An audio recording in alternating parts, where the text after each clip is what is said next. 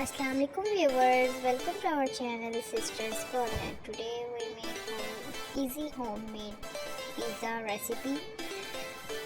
And first of all, take chicken, vegetables and some spices and mix them as for chicken marinade. फिर से फिर हमें fry कर लेना है थोड़ा सा हीट देकर। ठीक है, वो चिकन रेडी हो चुका है। मैंने डो भी तैयार कर ली थी और ये चीज़ है, ये सॉस बनाई हुई है केचप की।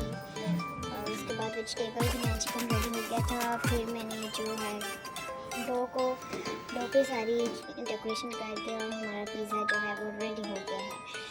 इसमें एक बात आपने ध्यान रखना है कि अगर आपके पास ओवन नहीं है, ओवन का यूज़ नहीं है, तो आप जो है उसको तवे पे भी कर सकते हैं या पतीले में होकर। अगर आपको हमारी वीडियो पसंद आई है तो इसे लाइक शेयर ज़रूर करें नेक्स्ट वीडियोज़